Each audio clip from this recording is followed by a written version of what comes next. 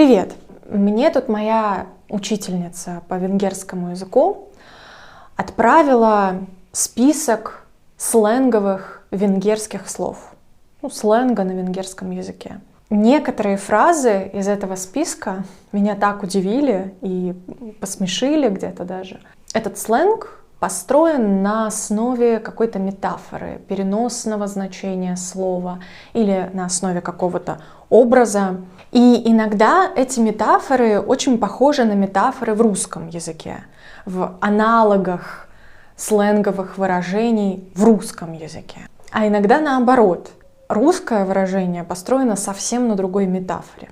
И это в очередной раз заставило меня задуматься о том, что мы говорим какими-то метафорами.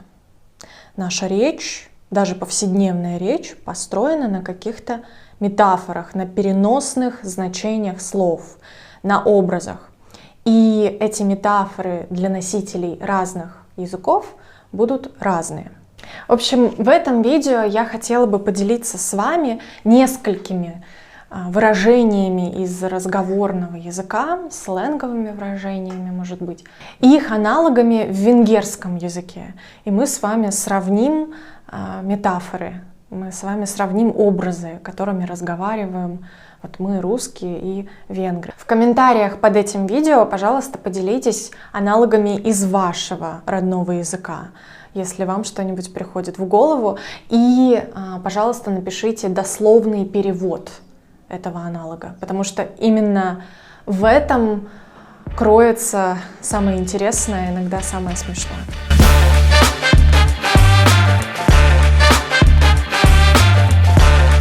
Итак, первая фраза используется вот в какой ситуации.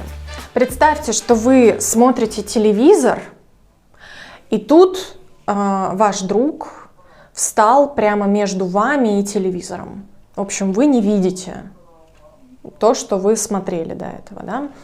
И в этом случае венгры говорят, сейчас, внимание, буду читать по-венгерски. Господа венгры, вы там сильно не критикуйте, пожалуйста.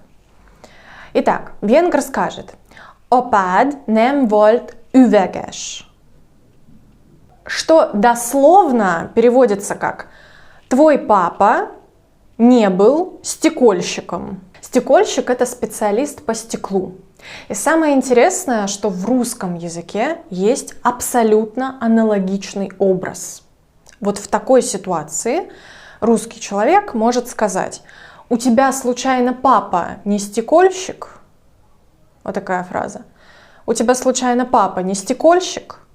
Стекольщик, специалист по стеклу, произвел на свет стеклянного ребенка, через которого все видно.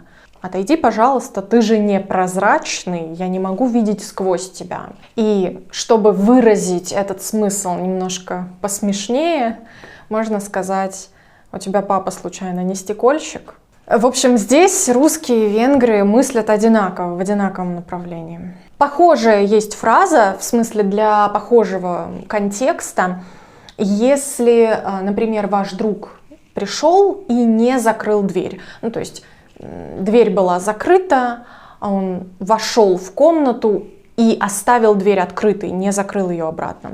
В этом случае венгр скажет «Csónakban születtél». Nem. «Csónakban születtél». Ты родился в лодке. Понимаете, в лодке нет дверей, там ничего закрывать не надо.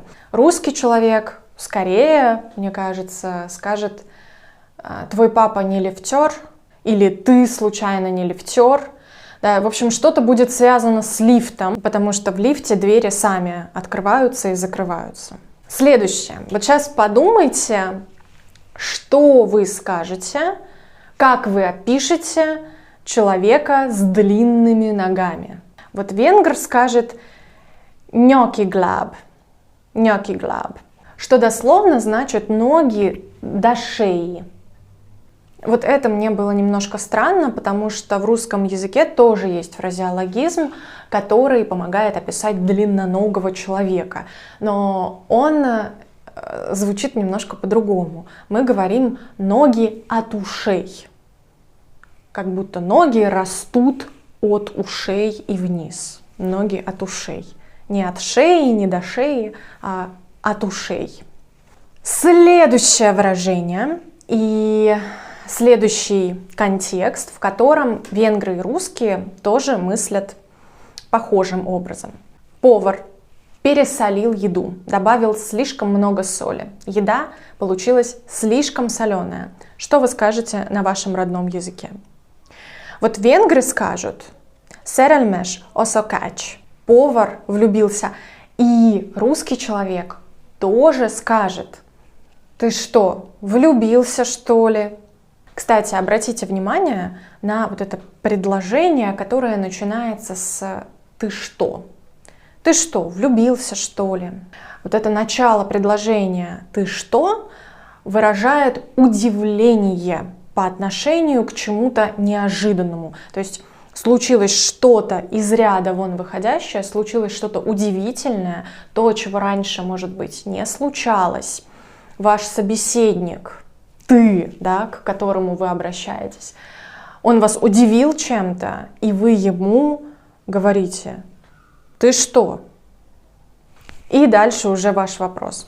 Следующее разговорное выражение, которое меня удивило, используется вот в каком контексте. Когда вам возвращается что-то нехорошее, что вы сами и запустили. Так вот, венгры в этом случае скажут «Visszanyalt a fagy». Мороженое может лизнуть в ответ.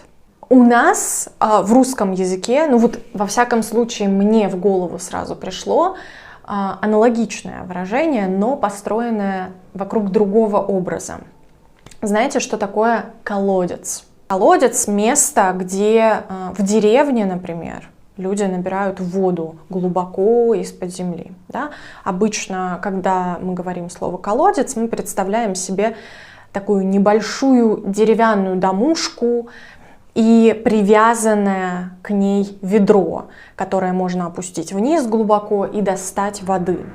Так вот, мне в голову сразу пришло выражение «не плюй в колодец». Не плюй в колодец, из которого еще придется пить воду потом.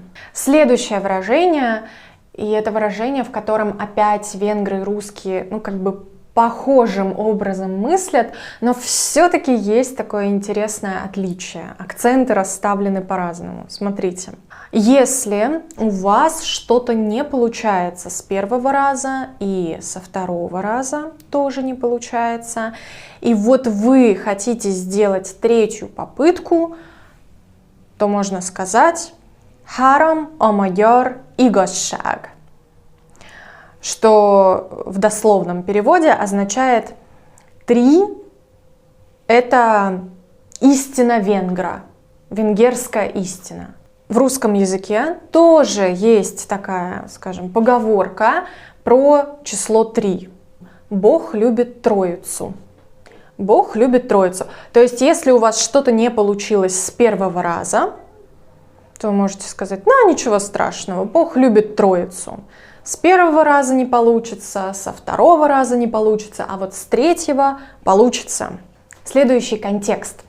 Подумайте, что вы скажете на вашем родном языке, если ваш коллега, друг, приятель в плохом настроении сегодня.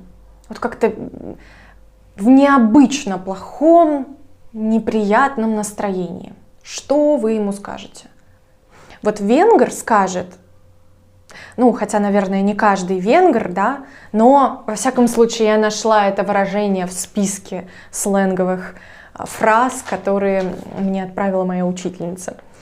«Чоланро пишальталь», что дословно значит: «Ты что, пописал в крапиву?» Мне показалось любопытным, что вот такое вот выражение венгры используют. Кстати, муж мне сказал, что он не использует это выражение, вообще в первый раз о нем слышит. Вот. Если меня смотрят венгры, пожалуйста, напишите, вы слышали про такое выражение, вы правда так говорите?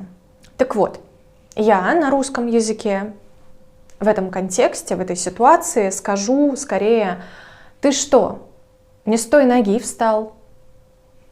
И опять смотрите, вот это фраза «ты что?», да, вот это начало предложения. «Ты что, не с той ноги встал?» И, наконец, последнее выражение, которое я выписала для сегодняшнего видео, оно, по-моему, самое интересное и самое для меня пугающее, непонятное. В общем, подумайте, друзья, что вы скажете на вашем родном языке, если вы видите перед собой очень милого младенца, очень милого маленького ребенка. Вот венгры говорят «эдем мего сидет», что в дословном переводе значит «я съем твое сердце». Вот знаете, когда я в первый раз узнала перевод этой фразы, признаюсь вам, мне стало страшно. Эту фразу говорят людям, которых очень любят, любят, которыми восхищаются, которых хотят обнять, потискать. И вот представляете, вам любимый человек говорит: «Я хочу съесть твое сердце». В русском языке есть такая метафора, вот есть сердце, но она обыгрывается в слове «сердцеед». Человек, который поедает сердца. И это вообще другое значение. Это значит человек-ловелас, человек, который влюбляет в себя, влюбляет и пользуется вот этим эффектом. Да? То есть в русском языке сердцеед, есть сердце, это вот более такая романтическая метафора, да? Что-то связанное с любовью, страстью, взрослыми отношениями, и сердце в данном случае это любовь. А здесь я съем твое сердце в прямом смысле, как орган, понимаете? Как орган. Я съем твою печень, я съем твой желудок. Вот. Что говорят русские люди, если видят вот маленькое, милое, мягенькое существо? Вот помогите мне, носители языка, что мы скажем в этом случае? Ну, наверное, какой ты сладкий. Ну, может быть, мы можем сказать: так бы и съела тебя. Такой пирожочек. Наверное, мы можем сравнить с едой, да, такой пирожочек. Да, но вот мы сравниваем обычно с какой-то сладкой едой, мне кажется, но не с мясом. Да, ну вот так, мир полон сюрпризов, а венгерский язык полон сюрпризов в особенности. Надеюсь, что это видео было для вас забавным и полезным. Какие сленговые выражения в этих контекстах использовали бы вы на вашем родном языке? И как они переводятся дословно? Напишите, пожалуйста, об этом в комментариях. Не забывайте записываться на мастер-класс про интонации, который будет в декабре. Ссылку для записи оставлю в описании к видео.